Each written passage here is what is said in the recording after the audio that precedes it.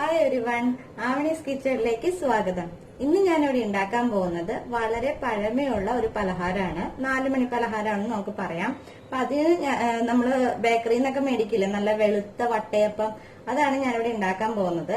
അത് പെട്ടെന്ന് എങ്ങനെയാണ് ഉണ്ടാക്കുന്നത് എന്നാണ് ഞാൻ കാണിച്ചു തന്നത്.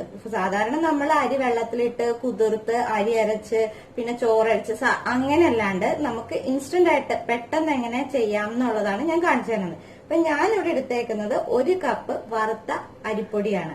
അതായത് വറുത്ത അരിപ്പൊടി എന്ന് പറഞ്ഞാൽ നമ്മൾ പത്തിരിക്ക് ഇടിയപ്പത്തിനൊക്കെ എടുക്കുന്ന ആ പാകം, പുട്ടിന്റെ പാകം വേണ്ട, നന്നായിട്ട് തരിയില്ലാണ്ട് നല്ല സ്മൂത്ത് ആയിട്ടുള്ള അരിപ്പൊടിയാണ് ഞാൻ എടുത്തേക്കുന്നത്. അത് ഞാൻ 1 കപ്പാണ് എടുത്തേക്കുന്നത്. ഈ 1 കപ്പിന്റെ മെഷർമെന്റിൽ തന്നെ വേണം നമ്മൾ എല്ലാ ഐറ്റംസും എടുക്കാൻ.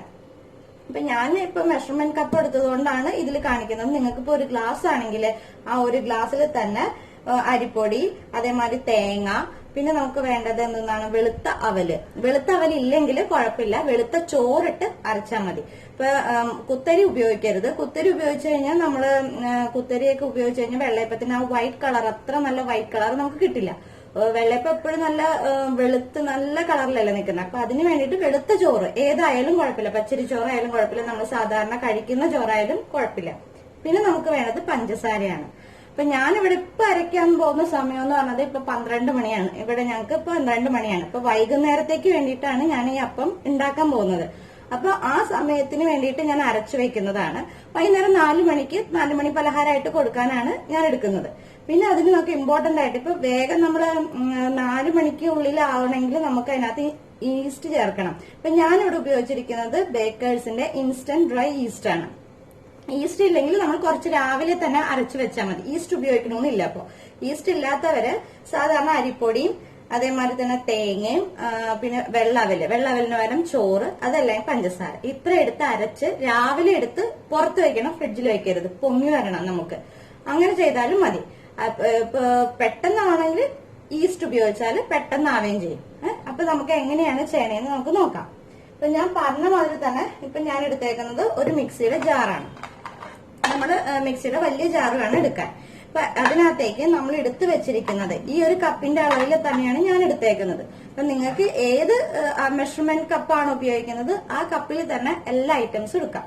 അപ്പൊ ഞാനിവിടെ 1 കപ്പ് വറുത്ത അരിപ്പൊടി എടുത്തിട്ടുണ്ട്. പിന്നെ ഞാൻ എടുത്തേക്കുന്നത് പഞ്ചസാരയാണ്. പഞ്ചസാരയുടെ അളവ് നിങ്ങൾക്ക് കൂട്ടുകയോ കുറയ്ക്കുകയൊക്കെ ചെയ്യാം. ചിലവർക്ക് ഇത് കറികളുടെ ഒക്കെ കൂടെ കഴിക്കാനായിരിക്കും ഇഷ്ടം. അപ്പൊ അതനുസരിച്ച് പഞ്ചസാര ഉപയോഗിച്ചാൽ മതി.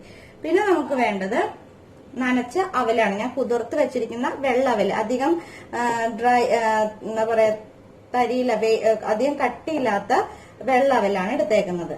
അതിന് പകരം നിങ്ങൾക്ക് ചോറ് എടുക്കാം, വെള്ളച്ചോറ് അല്ലെങ്കിൽ പച്ചരിച്ചോറ് ഏത് വേണമെങ്കിലും എടുക്കാം.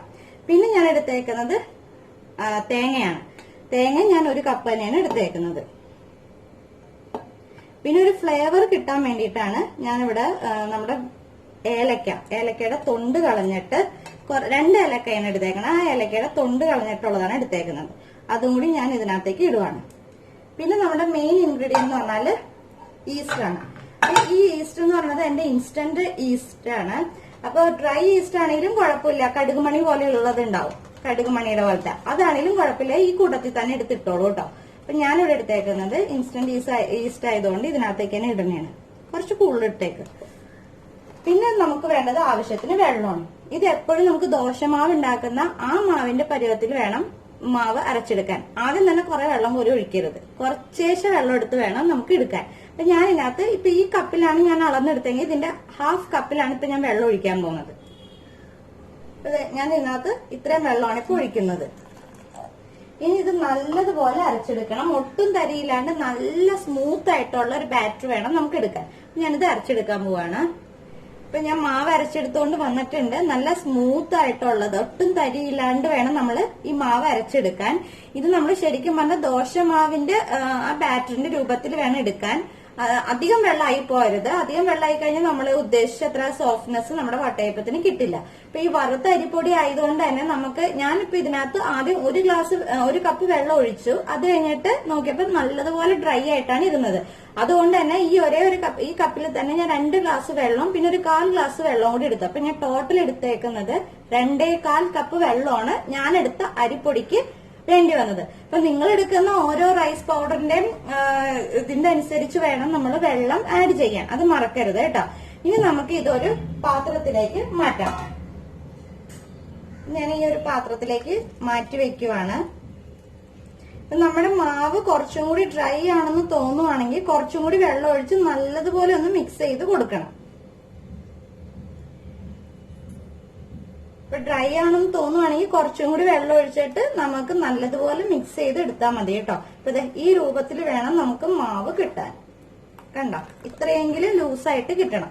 ഇനി നമുക്ക് ഇത് മിനിമം ഒരു 4 മണിക്കൂറെങ്കിലും നമ്മൾ ഇത് പുറത്ത് ഫെർമെന്റ് ആവാൻ വെക്കണം. അപ്പൊ ഇത് ഞാൻ വൈകുന്നേരം 4 മണിക്കാണ് എടുക്കുന്നത്. ഇപ്പൊ ടൈം ഞാൻ പറഞ്ഞില്ലേ, ഉണ്ടാക്കി തുടങ്ങിയപ്പോ 12 o'clock ആയിരുന്നു. ഇപ്പൊ 12:10 ആയിട്ടുണ്ട്. ഇനി ഞാനിത് മാറ്റി വെക്കുവാണ്. ഇപ്പൊ നമ്മുടെ മാവ് നല്ലതുപോലെ പൊങ്ങി വന്നിട്ടുണ്ട്. ഞാനിപ്പോ അതുകൊണ്ട് ഒന്ന് ഇളക്കിയിട്ടുണ്ട്. കണ്ടോ, ഈ പാത്രത്തിന്റെ മൂടിയിലെല്ലാം ആയിട്ടുണ്ടായിരുന്നു. നല്ലതുപോലെ പൊങ്ങി വന്നിട്ടുണ്ട് മാവ്. ഇനി നമുക്ക് എന്താ ചെയ്യേണ്ടതെന്ന് വെച്ചാൽ മറ്റേ ഇഡലിയൊക്കെ വേവിക്കുന്ന പാത്രം ഉണ്ടല്ലോ, ഇഡലിത്തട്ട്, അതിൽ നമുക്ക് ബോയിൽ ചെയ്തെടുക്കാവുന്നതാണ്. ആവി കൊണ്ട് വേവിച്ചെടുക്കണം.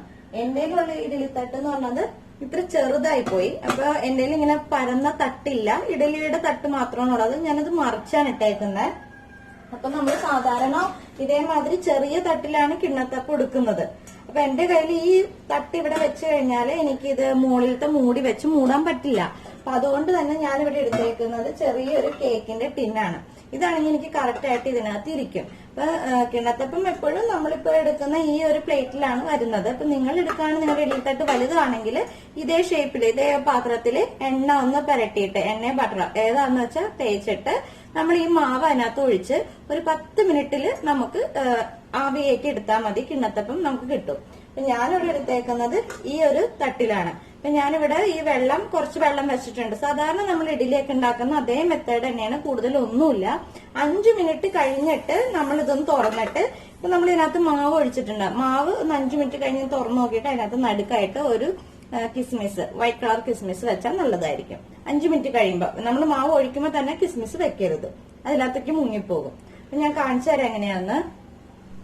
അപ്പൊ ഇത് ഞാൻ ഇതിനകത്തേക്ക് കുറച്ച് എണ്ണ തടകി വെച്ചിട്ടുണ്ട്. ഞാൻ ഉപയോഗിച്ചിരിക്കുന്നത് കോക്കനട്ട് ഓയിലാണ്. നിങ്ങൾക്ക് ഏത് എണ്ണ വേണമെങ്കിലും ഉപയോഗിക്കാം. അതിനകത്തേക്ക് ഞാൻ ഈ മാവ് ഒഴിക്കുവാണ്. മാവ് മുഴുവനും ഒഴിക്കരുത് കേട്ടോ. ഇത് നമ്മൾ ഈസ്റ്റ് ഇട്ടതുകൊണ്ട് ഇത് കൂടുതൽ പൊങ്ങി മുകളിലേക്ക് വരും. ഞാനിവിടെ കുറച്ച് മാവാണ് ഒഴിക്കുന്നത്. ഇത്രയും മതി മാവ്.